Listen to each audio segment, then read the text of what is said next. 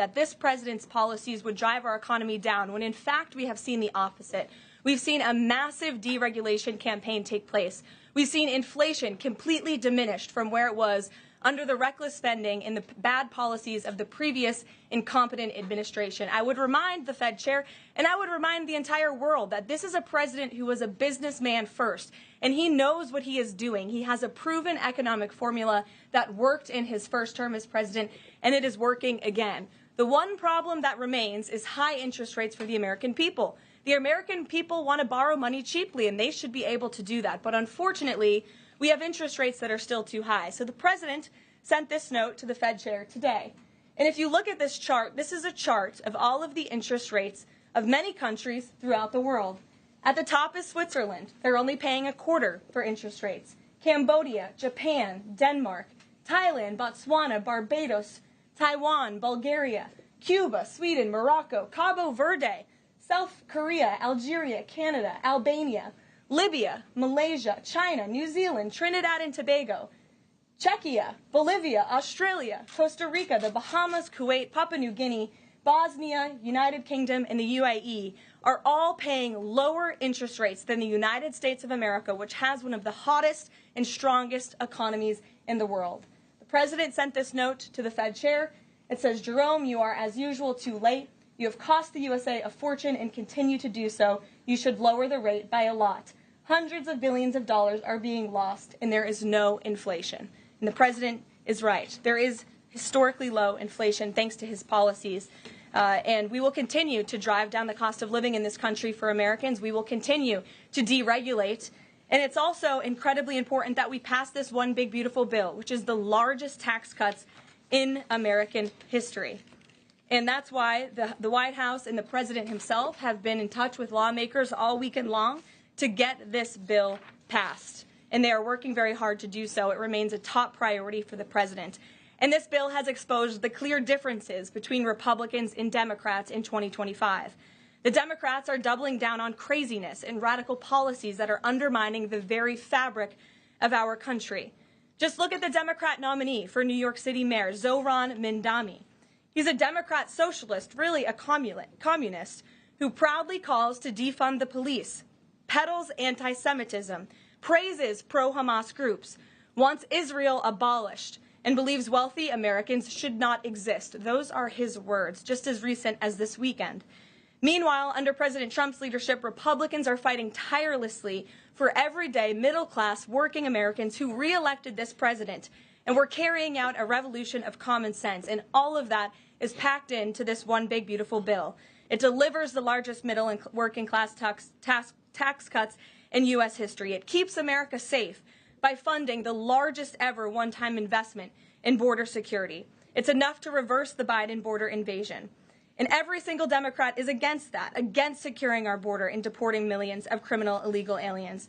The one big beautiful bill also strengthens and protects Medicaid benefits, despite what Democrats are saying, for eligible American citizens who rely on it, like pregnant women, children, seniors, and people with disabilities, by eliminating waste, fraud, and abuse that threaten to destroy this program that was intended for the most vulnerable in our society. And every single Democrat in Congress is against rooting out that waste, fraud, and abuse and blocking the 1.4 million illegal aliens who are currently improperly receiving these benefits that should be going to American tax-paying citizens.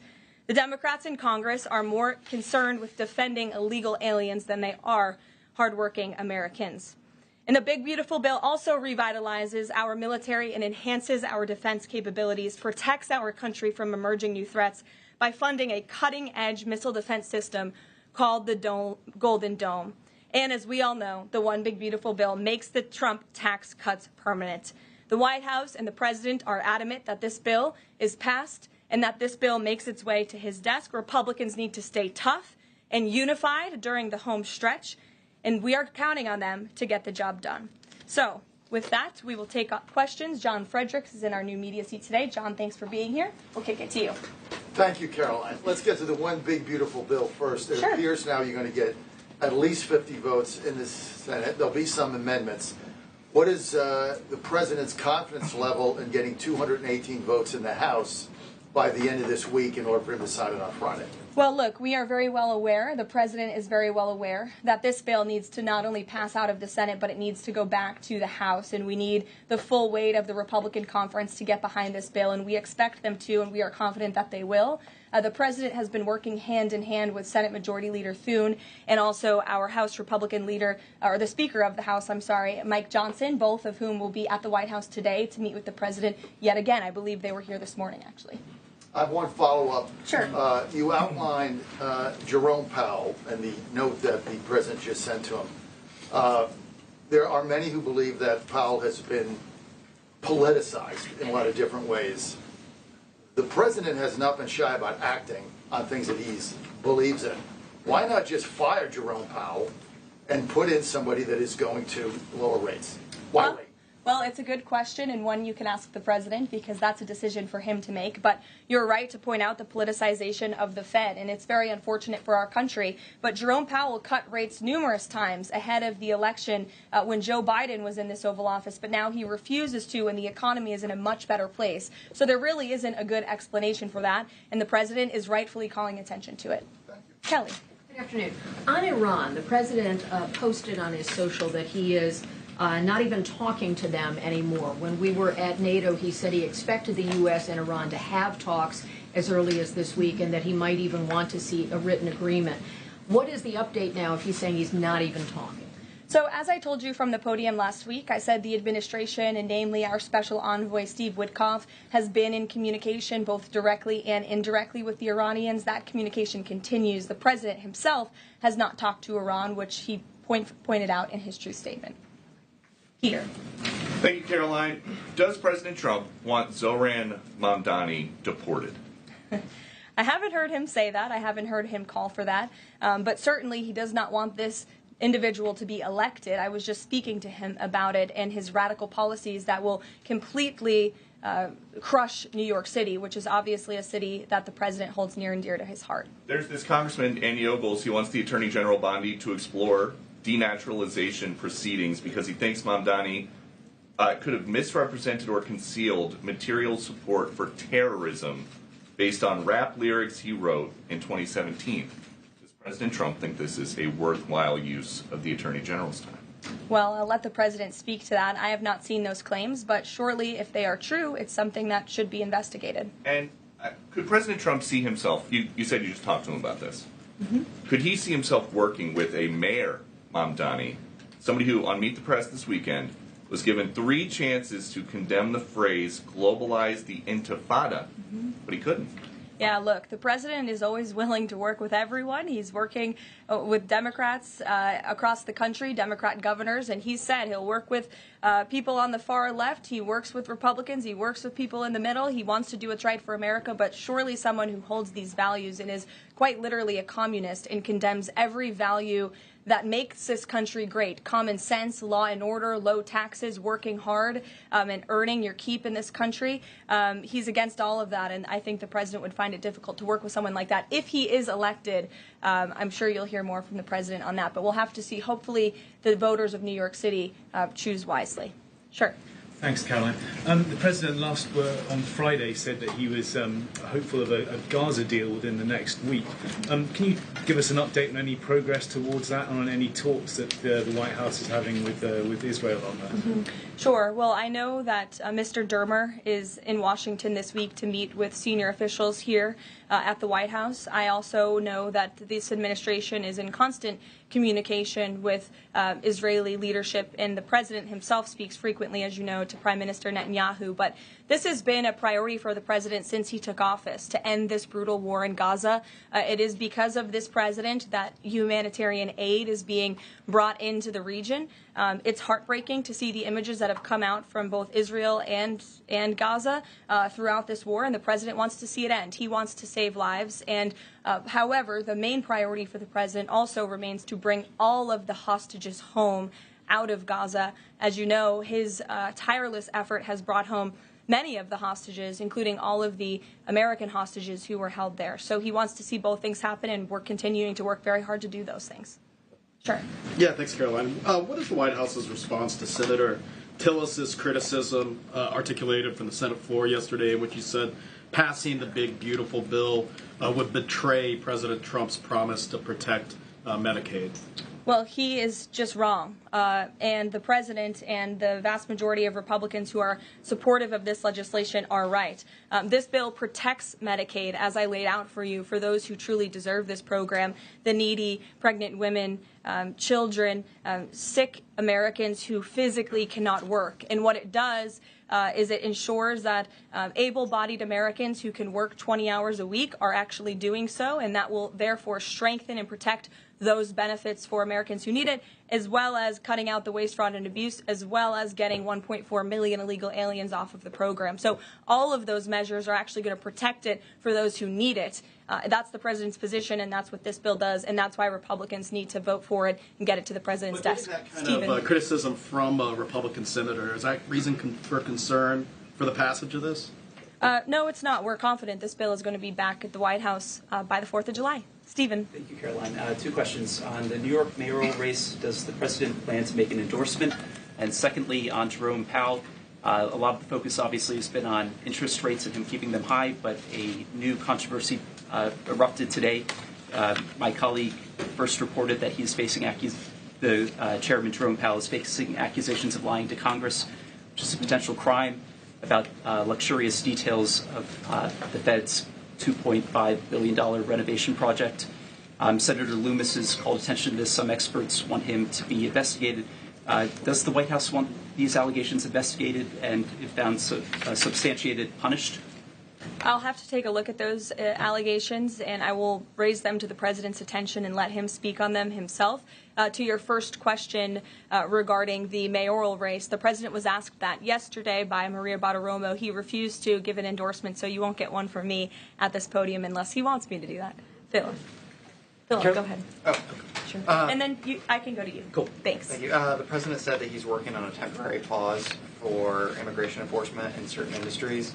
I'm wondering what you can tell us about how he's determining which industries are deserving of a pass. He mentioned farmers, but what about, say, construction workers? I mean, shouldn't there just be one standard here?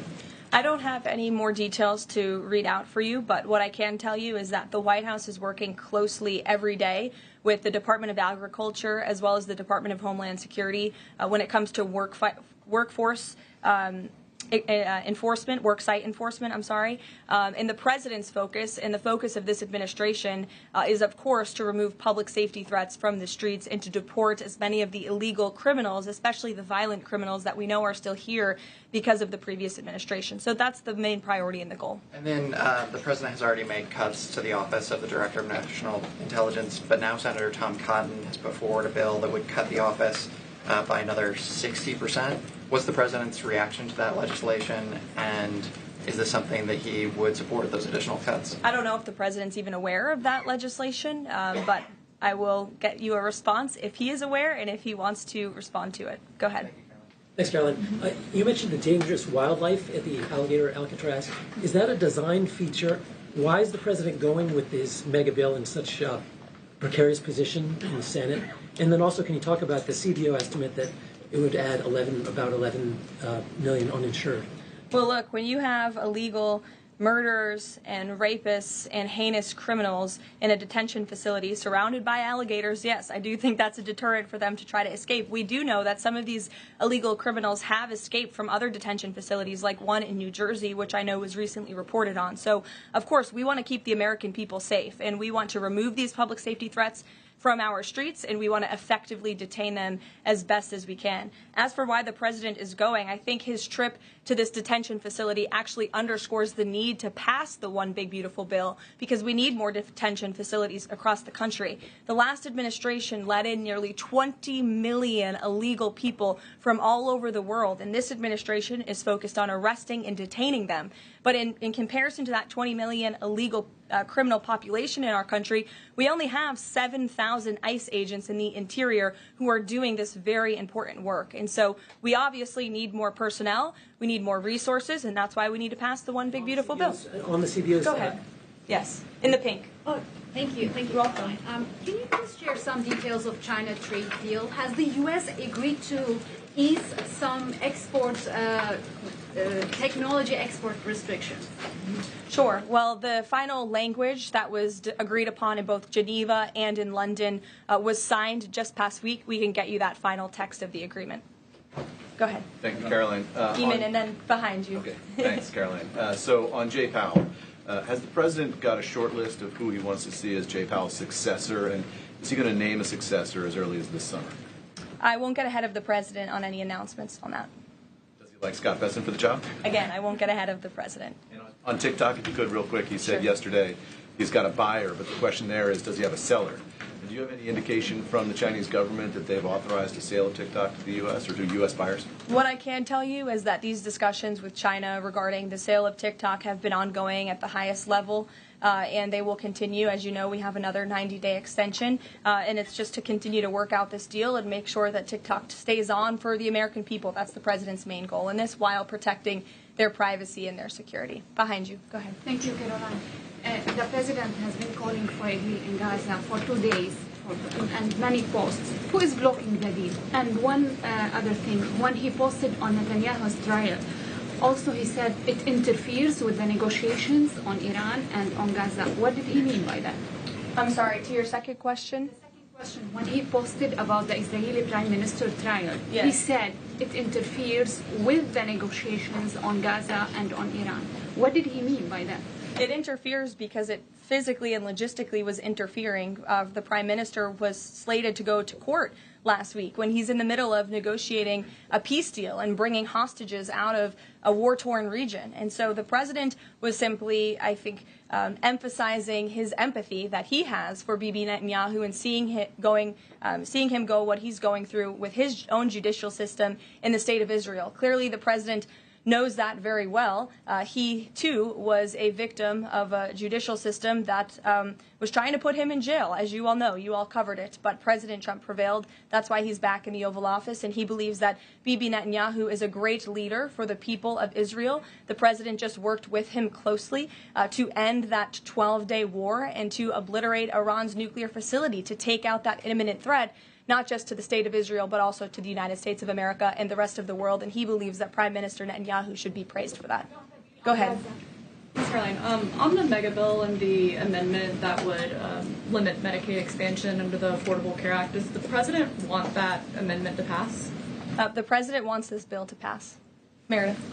Hey, thanks, Caroline. On trade, we have this looming July 9th deadline coming up. We heard the Treasury Secretary say that he expects to wrap up these trade deals by Labor Day, but when President Trump was asked yesterday about any extensions by July 9th, he said, I think that would be necessary. So is the president ruling out any extensions on trade for any nations, even if they're negotiating in good faith? Well, you heard from him directly. He said he did not think that it would be necessary. He is going to set the rates for many of these countries if they don't come to the table to negotiate in good faith. And he is meeting with his trade team this week to do that.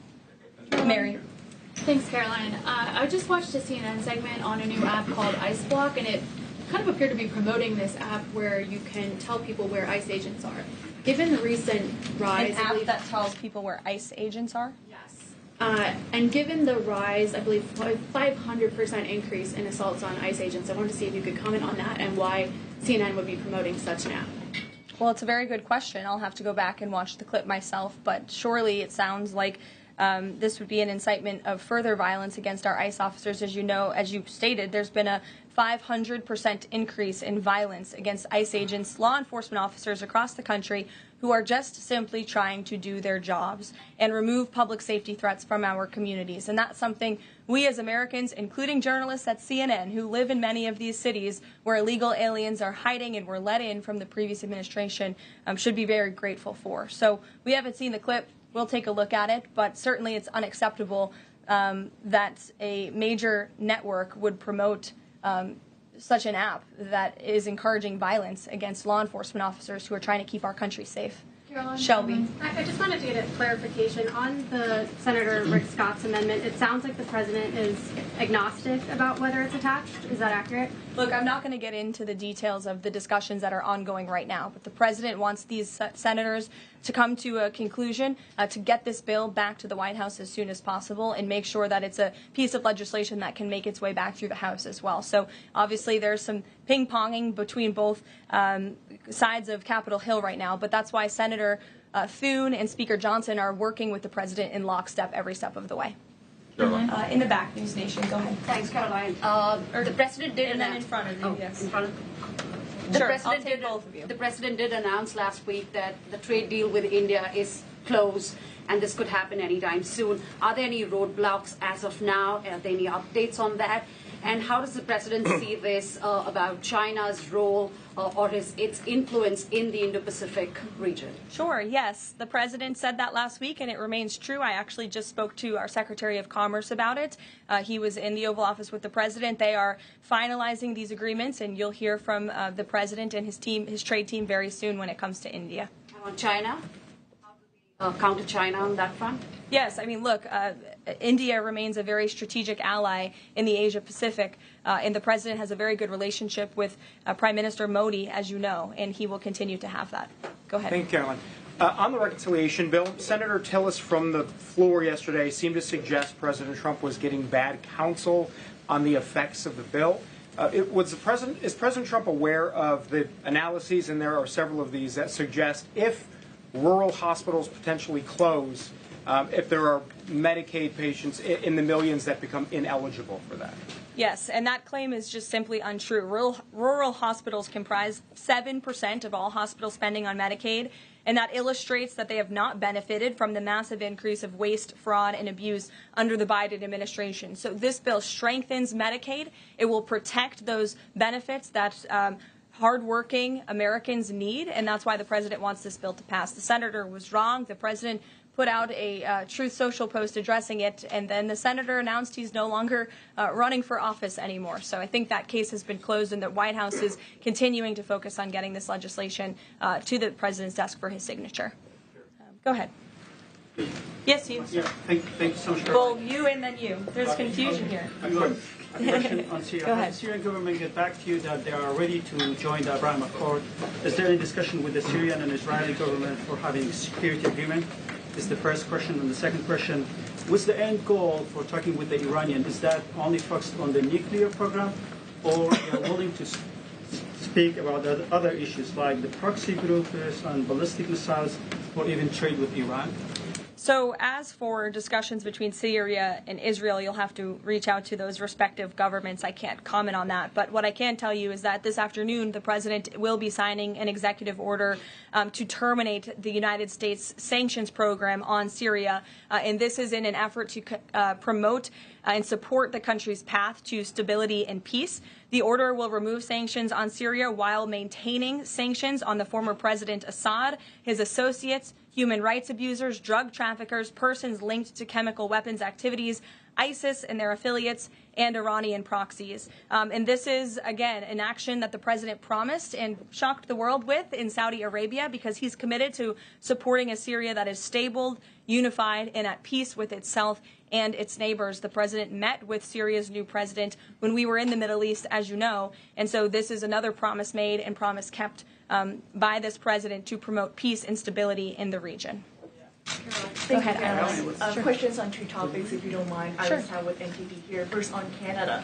Canada says it's now dropping its digital services tax on American tech companies days after President Trump says he's halting all trade talks with Canada. First, what's the president's reaction to this? Can you tell us more about his call with Prime Minister Carney over the weekend? How did he get Carney to drop it? And also, what's the impact on American tech companies given this latest progress, as the president says he has been fighting for American tech companies? It's very simple. Prime Minister Carney in Canada caved to President Trump in the United States of America. And President Trump knows how to negotiate, and he knows that he is governing the best country and the best economy in this world, on this planet. And every country on the planet needs to have good trade relationships with the United States. And it was a mistake for Canada to vow to implement that tax that would have hurt our tech companies here in the United States. The president made his position quite clear to the prime minister, and the prime minister called the president last night to let the president know that he would be dropping that tax, which is a big victory for our tech companies and our American workers here at home. And Harvard, if you don't mind, the administration today formally accused Harvard of violating civil rights laws by not doing enough to fight anti-Semitism.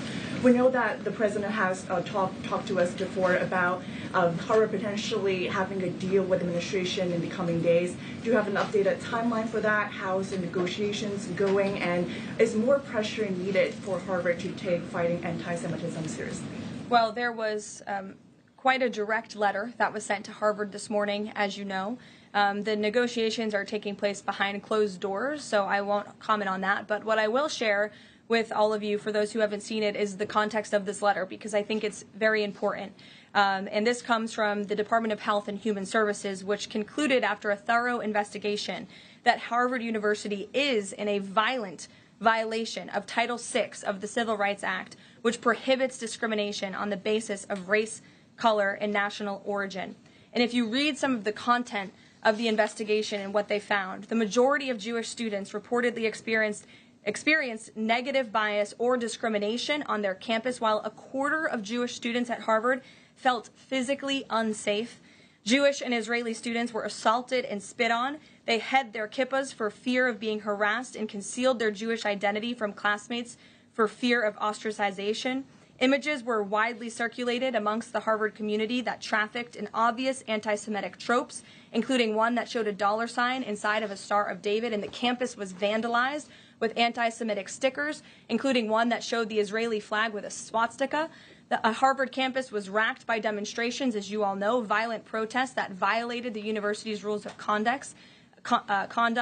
The demonstrations called for genocide and murder, denied Jewish and Israeli students access to campus spaces. These are all facts that Harvard cannot dispute, and that's why the administration has found them in violation of Title VI and has threatened to withhold their federal funding, because if you break federal law, you should not be receiving federal tax dollars. And so I rest my case on Harvard. Andrea. Yeah, so President Macron of France earlier today said that tariffs levied by powerful countries are often a form of blackmail, and criticized the sort of process that's underway. Didn't mention the United States specifically, but said that these tariffs are really hurting developing countries. So there's this big UN conference going on. What do you say to that? What is the president, was he aware of that comment, and did he have any response? I think the president and the White House would certainly reject that characterization by Prime Minister Macron. Tariffs are an effective use of presidential power to bring back the middle class, to bring back our manufacturing industry, which was the backbone of our American economy and has been hollowed out by globalist politicians who have caved to foreign countries instead of doing what's right for American workers. That's why the president is effectively utilizing his authority to wage tariffs and to utilize tariffs, and continues to be in discussions and negotiations on trade to do what's right for America. And Europe and the rest of the world might not be used to that, but President Trump is back in town, and he's going to do what's right for our people and our country. Follow up on Netanyahu. So there's a report in Israeli media that the Prime Minister will actually be here, that Netanyahu will be here today meeting with the President. Can you confirm that? I don't believe Prime Minister Netanyahu is here today. I think you guys would know about that by now. Unless there's something going on I don't know about, but I don't believe he is. I do know he has expressed interest in coming to Washington and meeting with the President, and we are working on a date for that. I do not believe it is today, but that would be fun. You never know in this White House, let's be honest. Go ahead. Thanks, Karoline. Does the President support this new measure in the big, beautiful bill that would impose steep new taxes on new wind and solar projects? I believe you're referring to the credits for wind and solar projects. No, and what? I'm talking about the new tax. There's a new tax that it's estimated would add 10 to 20% to the cost of any new wind and solar projects that start after this year. Again, I don't want to comment on the specifics of provisions, but I'm sure the President will speak on that directly. Again, this is an ongoing process. The President continues to be very much engaged with the leadership in both the Senate and the House to get this bill back to his desk. Did the President ask for that provision? Because the National Building Trades Union is saying that it's the equivalent of terminating more than 1,000 Keystone XL pipeline projects. Is that something that would concern him? Well, the president spoke on this yesterday in his interview, and he said he understands that legislators want to protect jobs in their communities and in their districts. And so he understands why some of them are against this provision, but he also understands why people want the provision. So again, this is an ongoing deliberation and discussion, and the president is engaged in this very much. Go ahead. Thanks, Caroline. We've been hearing from White House officials for weeks that you're close on trade deals with a number of countries. Can we get any update on which countries will have deals by the 9th and when there may be any announcements? I'll let the president and the trade team speak on it. Can you respond to the CBO estimate that the Senate bill would increase the deficit by nearly $3.3 trillion? This is one of the most fiscally conservative pieces of legislation that has ever made its way through Capitol Hill. There's $2 trillion in mandatory savings in this bill, and not only that, the projected growth that this bill will bring to our economy. It will be an economic boom. The Council of Economic Advisors has an analysis that shows that the bill will generate $4.1 trillion in economic growth, and it will cut taxes, putting more money back into the American people's pockets. That's why this president wants this bill to pass, and I know he's busy working the phones and doing what he needs to do today to make it happen. So we'll see you all later. Thank you. We'll see you in Florida tomorrow. Thank you.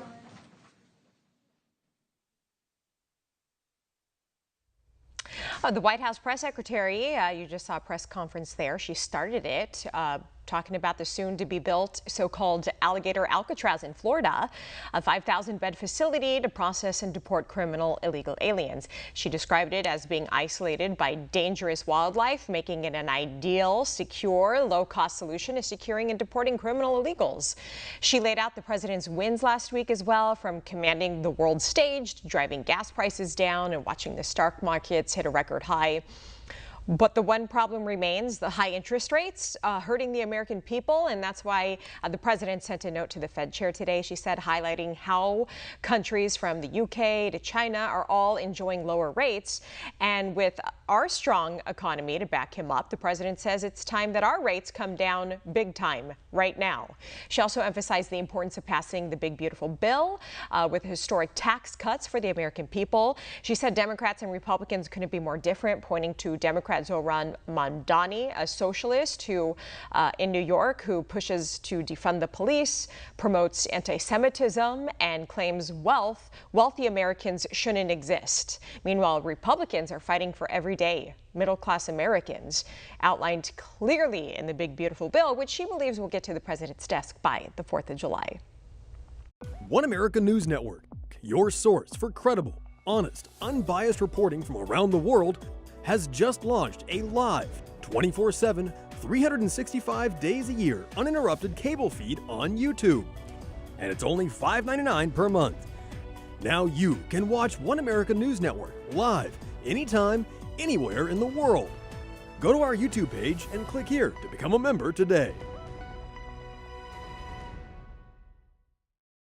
One America News Network, your source for credible, honest, unbiased reporting from around the world, has just launched a live, 24/7, 365 days a year uninterrupted cable feed on YouTube. And it's only $5.99 per month. Now you can watch One America News Network live, anytime, anywhere in the world. Go to our YouTube page and click here to become a member today. One America News Network, your source for credible, honest, unbiased reporting from around the world, has just launched a live, 24/7, 365 days a year